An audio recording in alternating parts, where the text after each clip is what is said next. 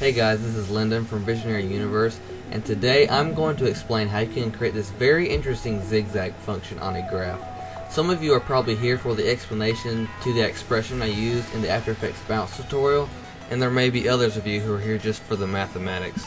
Here we go, we got this nice zigzag function. And if you look at it, it almost seems impossible. How in the world does it make that sharp turn? It's very strange, and we're going to look at the mathematics behind this and why it moves in such a strange motion.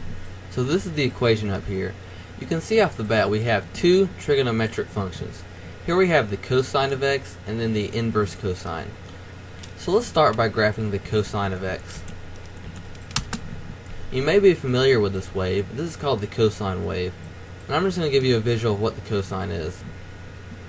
As you can see here, the cosine is this blue length down here. And as we increase in the angle, the cosine gets smaller and then goes to negative, and then it goes back to positive and then gets bigger, and then it just oscillates back and forth from bigger to smaller to bigger to smaller. So you can see in this function, x represents the angle, and the cosine represents that blue length we saw over there. When we're at angle 0, the length is greater, and then as we increase in the angle, the length gets smaller, and then it goes to negative, and then it just oscillates back and forth. So I think that makes sense.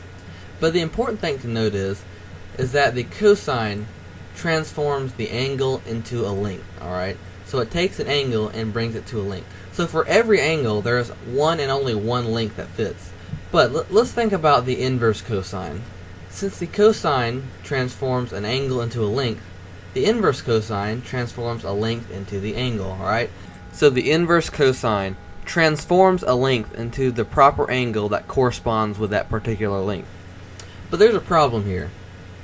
There are infinite solutions to the inverse cosine of a length, and I'll show you why.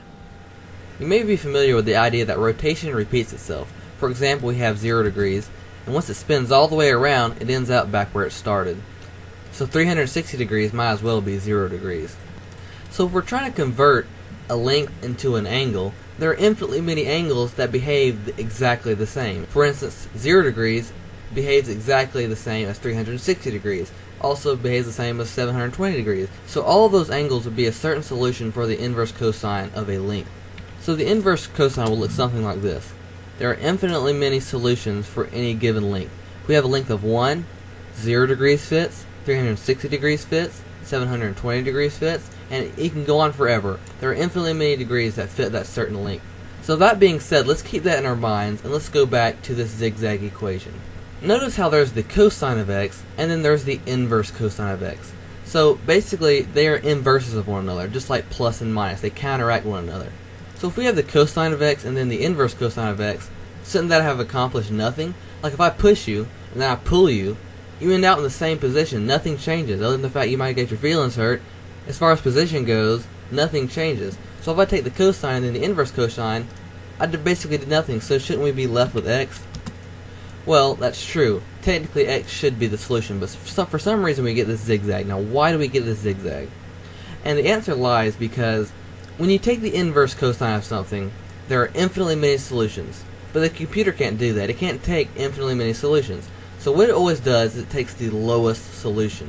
So this would actually be a solution to that problem. But since there's another solution, which is down here, which is lower, it takes that solution. Also, you can think about it this way. It has to take this lower solution. So think about this. Alright, at this point, the cosine of x has a certain value. But later on, the cosine of x has the same exact value. So if this outputs a solution as this point of the zigzag, and this outputs a solution, it should be the same exact output since it's the same exact as the other height. So that means the zigzag should go back down instead of increasing to the x. Even though x is a possible solution, it always takes the lowest solution because that's the only thing that makes sense. So I'm going to try to do one more thing to maybe help you understand this. So let's go ahead and measure 360 degrees. We're at 90, 180, and we go all the way around to 360 degrees. Alright? So we're at 360 degrees right here. So what is the cosine of 360 degrees? Well, we can see up here that the cosine of 360 degrees is 1. So that's the first thing we do with our function. We take the cosine of x, and x is 360 degrees, so cosine of x equals 1. But then we take the inverse cosine of x. The inverse cosine says what angle produces 1. Alright, so we're going to bring it back to the angle. Well, obviously, 360 produces 1, so 360 is a possible solution. But 360 degrees is the same exact angle as 0 degrees.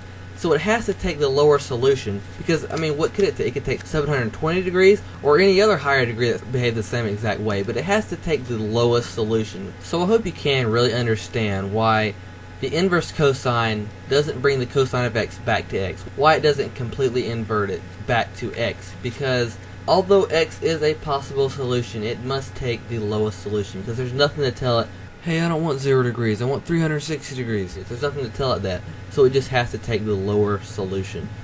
So just so you can visualize it, here are all the outputs for the inverse cosine of the cosine of x. All these purple lines are the output, because it doesn't know, for example, at this point, if it's 0 degrees, 360 degrees, it doesn't know.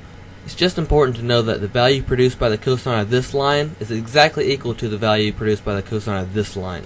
So before we end, I want to show you actually one more, less mathematical way of actually making this zigzag. So this microphone is right in front of my keyboard. Let me just move it over real quick. So we're going to start off by doing y equals x. So let's then create a line like that. But if we minus the floor of x, we get this interesting example. It repeats itself because it subtracts itself every time it reaches an integer. So it pretty much repeats itself. So that's a really actually useful technique you can use. So it's actually repeating itself forever and ever. Alright, so now what we can do is we can just subtract 0.5, and there it goes below 0, and then if we grab this whole thing, put it in parentheses, and take the absolute value of that, we also get these nice zigzags. So let me just solo it so we can see it by itself. We get these nice zigzags, just like before, but we did it doing a completely different method. Actually, this might be easier in your system, maybe not. Both create these nice zigzag effects. So I hope you found this video useful, and it was really interesting figuring out why these functions behave certain ways. So for those of you who came here via the After Effects bounce tutorial, you can go back and watch it and maybe it'll make a little more sense. Other than that, I hope this video inspires some new ideas for you math folks. Also, I want to remind you guys to like this video if that's okay. It would really help me out, and consider subscribing. It's been fun, guys. I hope to see you in future videos to come from Visionary Universe.